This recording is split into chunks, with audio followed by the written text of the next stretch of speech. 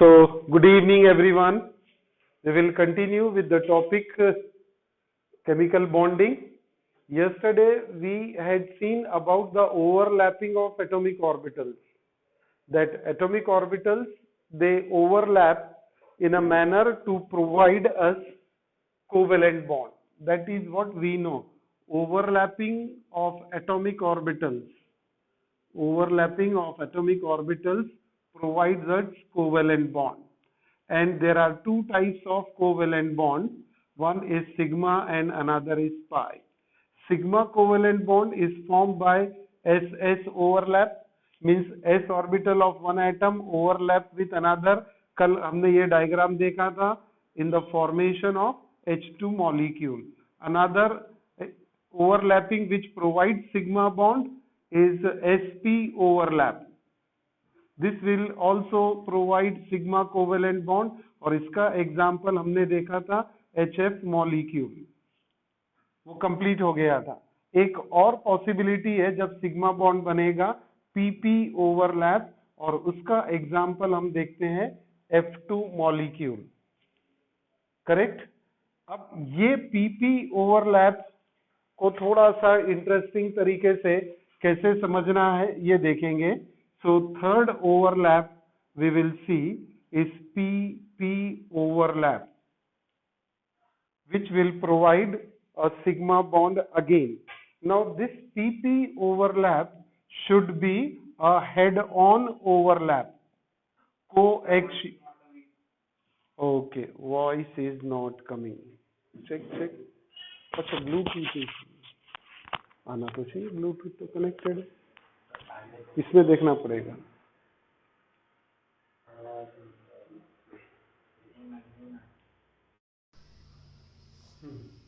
Hello everyone, am I audible to you? Am I audible? Sir, your mic is mute. Mic is mute. हाँ बेटा यहाँ mute है अपना. Okay. चल, now it's okay. Now can you listen to me? Hello everyone, am I audible? Yes. Okay बेटा, चलो फिर से कंटिन्यू करते हैं फिर, है ना. Overlapping of atomic orbital will provide covalent bond formation. This is what the VBT has suggested. VBT has suggested that overlapping of atomic orbitals will provide formation of covalent bond, and there are, by this overlapping we will get two types of covalent bond. The first is sigma covalent bond and the second is a pi covalent bond. Sigma covalent bond can be formed by S or overlapping, और उसका example कल हमने देखा था formation of H2 molecule, and again sp overlap also provides sigma covalent bond, and the molecule which we have discussed yesterday is HF molecule. Now today we will see one more type of overlap, that is PP overlap will also provide us a sigma covalent bond. But this PP overlap has to be a head-on or coaxial, क्योंकि आगे हम देखेंगे pi bond में कि जो overlapping है वो coaxial नहीं रहेगी, although this is possible with PP overlap. So dear student, फिर से एक बार सिग्मा बॉन्ड बनाने के लिए तीन टाइप की ओवरलैपिंग पॉसिबल है जब S और P ऑर्बिटल इन्वॉल्व होंगे, SS, SP and PP. Now PP overlap is a very special type of overlap. Here we have to see in order to get sigma. Sir, board is not clearly visible. Pardon? Sir, हाँ? Sir, board is not clearly visible. Board is not clearly visible. Okay, give me a minute.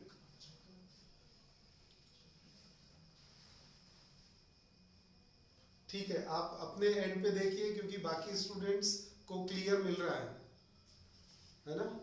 तो बाकी student class में जो बैठे हैं 5-7, इन सबको एकदम clear आ रहा है.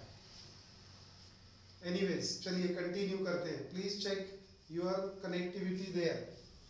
PP overlap, head-on or coaxial overlap. I am talking about this, that it is a very special kind of overlapping of p orbital. Overlapping of p orbital has to be head-on or coaxial, then only this will provide a sigma bond. For this we take example of F2 molecule. F2 molecule PP overlap. देखेंगे कैसे बनेगा. Yesterday we had seen electronic configuration of fluorine. फिर से आज एक बार बोलेंगे. 1s2 2s2 2p5 आता है, उसे हम स्प्लिट करते हैं 2px2 2py2 2pz1. तो कौन सा ऑर्बिटल हमारे लिए बॉन्डिंग के काम आने वाला है? 2pz. 2pz ये फर्स्ट एटम हो गया 2pz का. ऐसा ही दूसरा 2pz आ जाएगा. 1s2 2s2 2px2 2py2 and 2pz1. second fluorine atom. Now second fluorine atom also have 2pz as opposite spin. तो ये दो फ्लोरीन एटम हो गए. दोनों के p ऑर्बिटल मैं ले लेता हूं. ये p ऑर्बिटल आ गया एक फ्लोरीन एटम. ऐसा p ऑर्बिटल दूसरा फ्लोरीन एटम. कल हमने आपसे कहा था कि जो एक्सिस है वो फिक्स नहीं है. कल तो क्लास नहीं हुआ था, डे बिफोर यस्टरडे, है ना. तो प्रीवियस क्लास में हमने कहा था कि इसे आप PZ axis consider करें. So when we consider this as PZ axis, one fluorine atom, another fluorine atom, orbital is PZ, orbital is PZ having unpaired electron with opposite spin. अब अगर ये PZ overlap, head on overlapping करेंगे, head on overlapping करेंगे, coaxial same axis पे overlap करेंगे, तब आपको covalent bond sigma मिलेगा. कोएक्सियल ओवरलैपिंग से सिग्मा बॉन्ड बनता है, ये हमने प्रीवियस क्लास में बात किया था. तो अब यहाँ पर हम ये देखिए ओवरलैपिंग करते हैं. कैसी ओवरलैपिंग करेंगे? Head on overlapping. ये शायद आपके टेक्स्ट बुक में नहीं होगा, है ना. तो इसे आप ड्रॉ भी करेंगे और समझते जाएंगे. This is what PP overlap. Head on PP overlap. Here comes the electron pair. सही है. तो ये बना F2 molecule and this will provide a sigma covalent bond. सही है. आपके टेक्स्ट बुक में F2 molecule का जो एग्जाम्पल है उसमें जो PZ ओवरलैप दिया है, ये ओवरलैप है लेटरल ओवरलैप, या फिर उसे हम कहते हैं साइडवाइज ओवरलैप. लेटरल ओवरलैप और साइडवाइज ओवरलैप. ये लेटरल और साइडवाइज ओवरलैप जब होता है तो वो रहेगा फॉर्मेशन ऑफ पाई बॉन्ड. ये एक PZ ऑर्बिटल लिया, PZ of one fluorine atom, दूसरा PZ second fluorine atom, second PZ fluorine atom. This is another fluorine atom.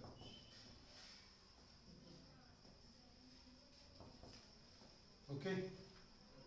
अब इलेक्ट्रॉन तो कंटिन्यूअस, ये इसकी न्यूक्लियस है, This is the nucleus. Electron is distributed uniformly. अब मैं यहाँ पर स्पिन नहीं दिखा रहा हूँ, मैं शो करता हूँ इलेक्ट्रॉन डेंसिटी ये ब्लू कलर से. ये इलेक्ट्रॉन डेंसिटी है, एक की क्लॉकवाइज है, दूसरे की एंटी क्लॉकवाइज है. Now they will overlap. अब ये कोएक्सियल ओवरलैपिंग पॉसिबल नहीं है यहाँ पर. यहाँ पीजेड ओवरलैपिंग जो है ये है साइडवाइज, या फिर आप उसे कहेंगे lateral overlapping. And this lateral overlapping of p orbital will produce a pi bond. तो ये देखिए जरा, ये p ऑर्बिटल और दूसरा p ऑर्बिटल यहां आ जाएगा. The other p orbital is here. Please see here. ये इसकी एक्सिस है बेटा, ये इसकी एक्सिस है. ये दोनों पैरेलल चल रहे हैं अभी, ये दोनों एक्सिस पैरेलल है. यानी ओवरलैपिंग कैसी होगी? ऐसी साइडवाइज ओवरलैपिंग. हाँ बोलिए. Yes, somebody is saying. Excuse me sir. हाँ सर आपका ही नेटवर्क इशू है सर, रेड सिग्नल दिखा रहा है. मेरा नेटवर्क इशू ठीक है, मैं चेक करता हूँ मेरी एंड पे बेटा, आपके एंड पे है तो आप सर देखिए. मुझे क्लियर दिख रहा है. देखो ये कोई बोला अभी क्लियर दिख रहा है. अनिरुद्ध आपको कैसा दिख रहा है? क्लियर है. लावण्या डोंगरे क्लियर है ना? मैं भी क्लियर हूँ, आप भी क्लियर है ना? ओके चलिए फिर से मैं कंटिन्यू करता हूँ. I can not take a break here, है ना? तो क्या हो रहा है, ये pz फ्लोरीन एटम, इसका इलेक्ट्रॉन डेंसिटी दोनों लोब में बराबर. एक की स्पिन क्लॉकवाइज रहेगी, दूसरे की स्पिन एंटी क्लॉकवाइज होगी. जब ये दो ऑर्बिटल साइडवाइज आएंगे तो साइडवाइज ओवरलैप करेंगे. ये साइडवाइज ओवरलैपिंग दिखाया मैंने. ओवरलैपिंग का रीजन कौन सा है? ये ब्लू कलर से है. तो ये ब्लू कलर से ओवरलैपिंग यानी इलेक्ट्रॉन डेंसिटी कहाँ बढ़ गई? Above and below the line joining the two nuclei. ऐसा दिख रहा है. ये एरो क्या दिखाया मैंने कि डाउनवर्ड एक्सिस जो है, दोनों न्यूक्लियस को ज्वाइन करने वाली जो एक्सिस है उसके नीचे भी लोब ओवरलैप कर गया, उसके ऊपर भी लोब ओवरलैप किया, क्योंकि ये साइड वाइज ओवरलैपिंग है. यहां पर कैसी ओवरलैपिंग दिख रही थी? कोएक्सियल ओवरलैपिंग होने से ये on the same axis they are overlap. तो दैट्स व्हाई यहां सिग्मा बॉन्ड बना. लेकिन जब ये साइड वाइज ओवरलैपिंग रहेगी तो region of overlap is not maximum. Region of overlap is not maximum. Here region of overlap is maximum. That's why this will create a sigma covalent bond and this will create a pi covalent bond. तो यहाँ पर ये pi bond क्यों बना है? Because region of overlap is not maximum. हम ऐसा नहीं बोलेंगे region of overlap is minimum. मैं ऐसा लिख सकता था, लेकिन मैंने deliberately word क्या use किया है इसके comparison में. ये maximum overlapping है, ये maximum overlapping है, ये minimum है ऐसा हम बोलते नहीं है. This is not maximum. तो maximum overlapping नहीं है, covalent bond बन रहा है. लेकिन ये कोवेलेंट बॉन्ड जो बना ये काय से बना? आपका sideways overlapping of p orbital. and this covalent bond, as it is not having maximum overlapping, bond is going to be weak bond. This is a weak bond, whereas this will provide a strong bond. तो weak bond मिलेगा हमको side wise और lateral overlapping से, और strong bond हमें मिलेगा coaxial या head on overlapping से। आ रहा है क्या? दोनों कोवेलेंट बॉन्ड का डिफरेंस समझ में आ रहा है? यहां हमने लिखा this pi bond is form by lateral और side wise overlap will provide weak bond due to less region of overlap,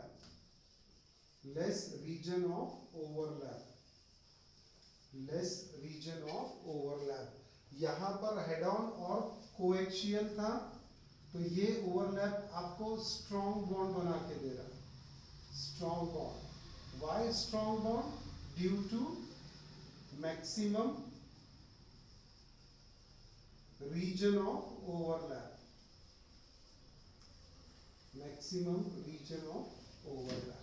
आ रहा है क्या? दोनों डिफरेंस समझ में आ गए क्या? मैं एक बार फिर से बोलता हूँ, अब सुन लेंगे सभी लोग, क्योंकि ये फंडे क्लियर होंगे तो आगे हम कुछ डिस्कशन करेंगे। According to valence bond theory, a covalent bond is formed by overlapping of atomic orbitals. Overlapping कौन से ऑर्बिटल की होनी चाहिए? जिनका हाफ फील्ड ऑर्बिटल रहेगा। Half filled orbital means unpaired electron होने चाहिए। अनपेयर्ड इलेक्ट्रॉन भी कैसे रहने चाहिए? विथ अपोजिट स्पिन होना चाहिए। इलेक्ट्रॉन की स्पिन अपोजिट रहेगी तब ओवरलैपिंग पॉसिबल है। अब वो जो स्पिन अपोजिट वाले ऑर्बिटल है, ये दो तरह से ओवरलैप कर सकते हैं। एक होता है कोएक्सियल या हेड ऑन ओवरलैपिंग, और दूसरा होता है साइड वाइज और लेटरल ओवरलैपिंग। जब कोएक्सियल या हेड ऑन ओवरलैपिंग होगी तो कौन सा बॉन्ड बनेगा? Sigma covalent bond, and this bond is going to be a stronger bond because region of overlap is maximum. Whereas when orbitals they overlap in a sidewise manner or in a lateral manner, the region of overlap is less, hence the bond is going to be weak. और sideways overlapping का ये diagram मैंने draw किया यहाँ पर। एक pz orbital fluorine atom का दूसरे फ्लोरीन एटम pz, दोनों की स्पिन अपोजिट है, और जब ये साइडवाइज ओवरलैप करेंगे तो कुछ इस तरह से पिक्चर मिलेगा आपको। ये जो सेंटर में दिख रहा है, this is the axis passing through the nucleus. अब देखने के लिए तो लगता है कि यहाँ पर दो जगह ओवरलैपिंग दिख रही है हमको, है ना? Above the plane and below the plane. ये above the plane, this is below the plane, जबकि यहाँ पर एक ही रीजन ऑफ ओवरलैप दिखता है, but still this in spite of overlapping at two place is a weak, is a smaller region. ये smaller region क्यों रहेगा? ये ज्यादा क्यों नहीं हो सकता है ओवरलैपिंग? साइडवाइज है तो क्या हो गया? साइडवाइज होने से न्यूक्लियस जल्दी पास में आ जाएगी।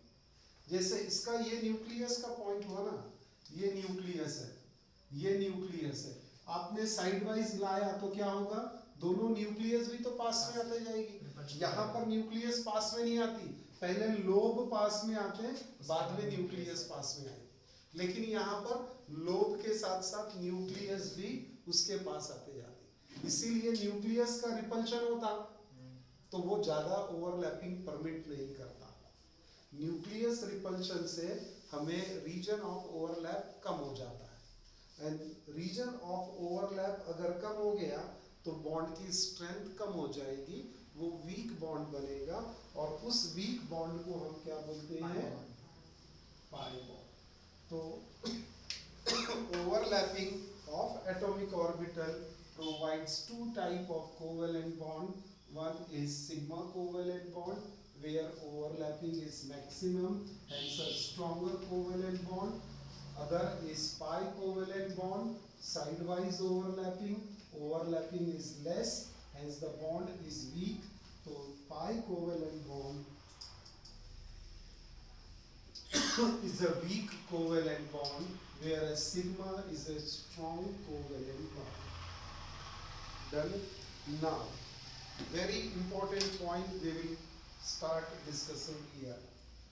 According to VBT, कि बॉन्ड बनाने के लिए ओवरलैपिंग इम्पोर्टेंट है, सब सही है, बॉन्ड बन गया, मॉलिक्यूल आ गया, ये easily VBT is applicable to mostly bivalent molecule और bivalent meaning by molecule हम बोलेंगे it is applicable to mostly molecules having two atoms, diatomic molecule having two atoms, यानी जिसे हम कहते हैं diatomic molecule. Diatomic molecule. Diatomic molecule like H2, F2, Cl2, HCl, ये type के मॉलिक्यूल में VBT बहुत इजीली एप्लीकेबल है.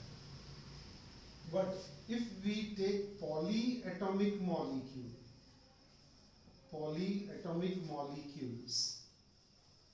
such as boron trifluoride, beryllium dichloride or carbon tetrachloride or ammonia or water molecule, or if we take C2H4, carbon tetrachloride CCl4 होगा ना, ये methane बोलना चाह रहा था मैं. ये C2H4 is ethylene or ethene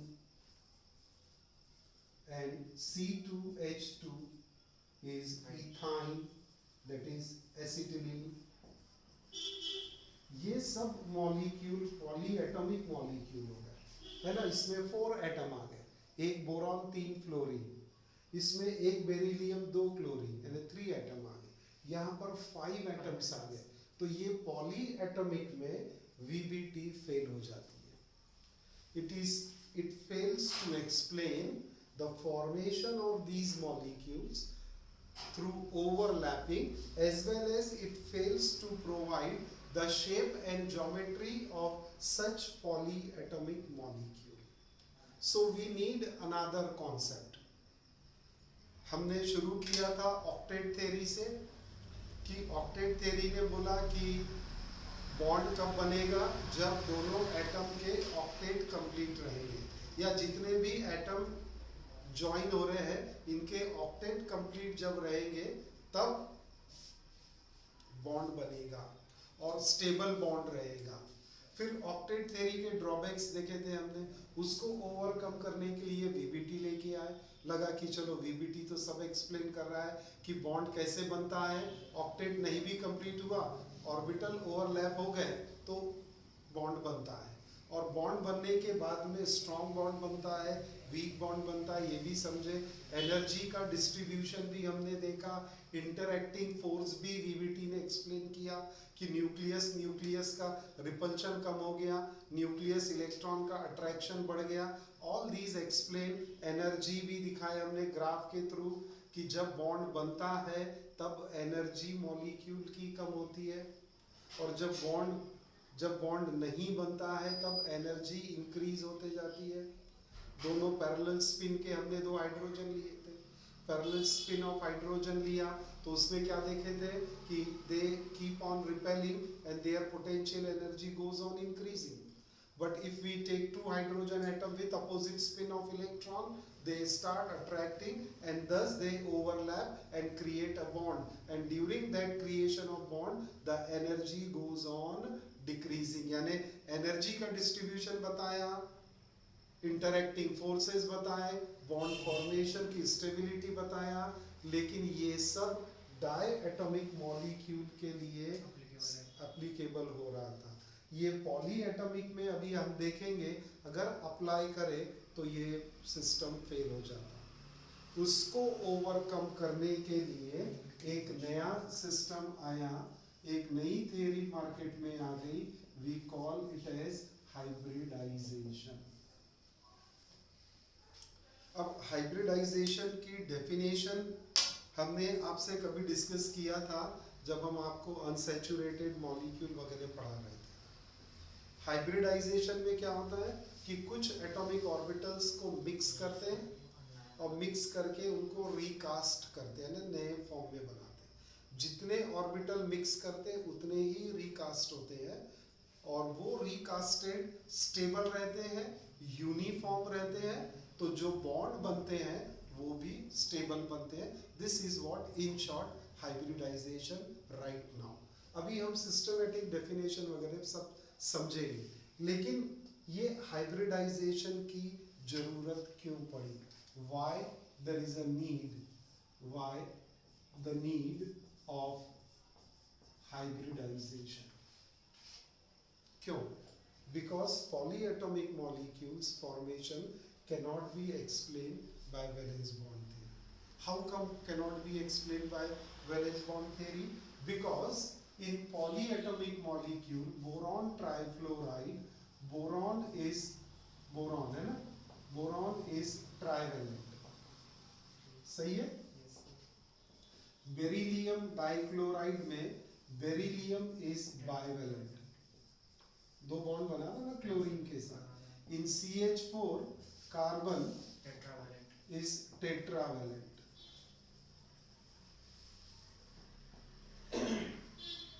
अगर VBT के हिसाब से हमने फॉलो किया तो we cannot explain trivalency of boron, bivalency of beryllium and tetravalency of carbon, because VBT ने क्या लिया था?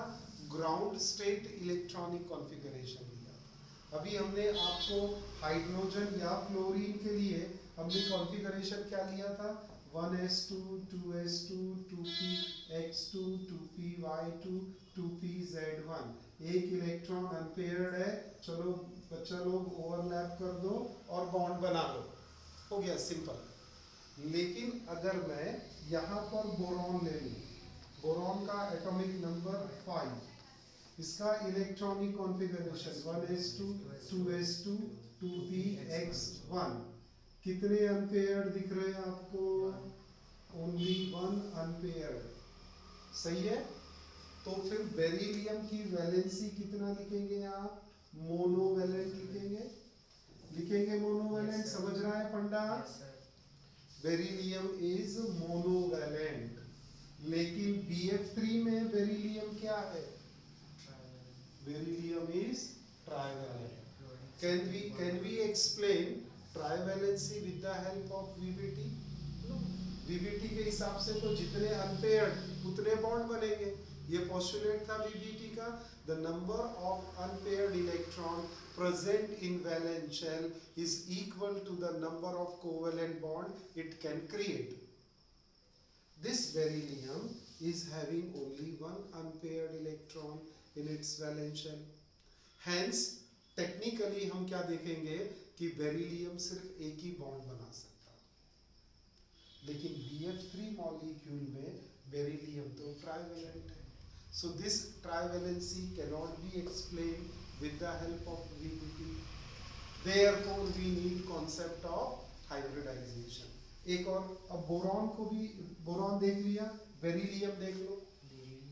ये बोरॉन है, मैं बेरिलियम बोल गया शायद, है ना? ये बोरॉन है। Boron is monovalent in this electronic configuration, लेकिन बोरॉन ट्राइफ्लोराइड में बोरॉन क्या है? ट्राइवेलेंट। बेटा बेरिलियम का एटॉमिक नंबर 4 क्या बनेगा? 1s2 2s2 है क्या? अनपेयर्ड इलेक्ट्रॉन इसके पास? No unpaired electron, hence it is therefore it is zero valent. wow, zero valent, कोई वैलेंसी नहीं उसके पास। लेकिन बेरिलियम डाइक्लोराइड में बेरिलियम क्या दिख रहा है? बाइवेलेंट। ये बाइवेलेंसी वीबीटी एक्सप्लेन नहीं कर सका। Similarly we go with the carbon. Carbon atomic number 6, electronic configuration 1s2 2s2 2px1 2py1. How many unpaired electron? 2 unpaired electron. So carbon has to be bivalent, है ना, VBT के हिसाब से. But in methane carbon is tetravalent. So to explain bivalency of beryllium, trivalency of boron and tetravalency of carbon, we need the concept of hybridization. VBT के हिसाब से तो boron है मोनोवैलेंट, बेरिलियम है जीरो वैलेंट और carbon है bivalent. जितने unpaired उतनी उसकी वैलेंसी, उतने बॉन्ड वो बनाएगा. 5 मिनट बाकी है, चलिए जी. तो फिर हाइब्रिडाइजेशन में क्या करते हैं? हाइब्रिडाइजेशन में अब जैसे बेरिलियम की बात करें हम, फिर से मैं कॉन्फ़िगरेशन जो उधर है यहाँ लिख लेता हूँ. 1s2 2s2 zero valent, no unpaired electron. Zero valent क्यों लिखा है ये समझ गया आप सभी को? No unpaired electron, no unpaired electron. एक ही एलिमेंट को समझाते हैं. अब हाइब्रिडाइजेशन में क्या करेंगे कि यही बेरिलियम जिसके पास 4 अनपेयर्ड इलेक्ट्रॉन है, 1s2 2s2, इसमें एक ऑर्बिटल वैकेंट रहेगा इसका, क्योंकि सेकेंड एनर्जी लेवल पे 2 ऑर्बिटल आते हैं, एक s और एक p. हम जब डायग्राम बनाते हैं तो इस तरह से ये नंबर ऑफ शेल देते हैं, n is equal to 1 2 3. तो जब 1 होता है तो एक ही ऑर्बिटल होता है s. सेकेंड शेल आएगा तो ऑर्बिटल कितने होंगे? s और p. थर्ड शेल आएगा तो कितने ऑर्बिटल मिलेंगे? s p d. और फोर्थ आएगा तो s p d and f. Correct है? तो बेटा ये कौन सा शेल है? सेकेंड. ये कौन सा शेल है? सेकेंड. सेकेंड में सिर्फ s रहेगा क्या? नहीं, p भी पॉसिबल है. और p क्या है? जीरो. वैकेंट पड़ा हुआ है. ये p वैकेंट है तो इसके ये 3 जो ब्लॉक है ये वैकेंट पड़ेगा. अब क्या करेंगे कि 2s का एक इलेक्ट्रॉन हम एक्साइट करेंगे, एक्साइटेड और promoted. If we excite or promote one electron from 2s orbital to 2px1 orbital, तो क्या होगा? अब ये 2s1 एक अनपेयर्ड हो गया और ये 2px ये भी एक अनपेयर्ड हो गया. अब total number of unpaired electron कितने दिख रहे हैं आपको? 2. We see 2 unpaired electron, 2 unpaired electron. So 2 unpaired electron यानी बेरिलियम क्या बन गया? बाइवेलेंट. यानी बेरिलियम के पास में ये 2 अनपेयर्ड इलेक्ट्रॉन हो गए. देख रहे हैं? बेरिलियम के पास 2 अनपेयर्ड इलेक्ट्रॉन, ये 2 क्लोरीन के साथ शेयर करेगा और बेरिलियम बना लेगा BeCl2 मॉलिक्यूल. बाइवेलेंसी आ गई. तो ये बाइवेलेंसी हमने हाइब्रिडाइजेशन के थ्रू एक्सप्लेन किया. कल इसको कंटिन्यू करेंगे, कल यानी मंडे को कंटिन्यू करेंगे and we will see again this hybridization phenomena. Okay, see you on Monday.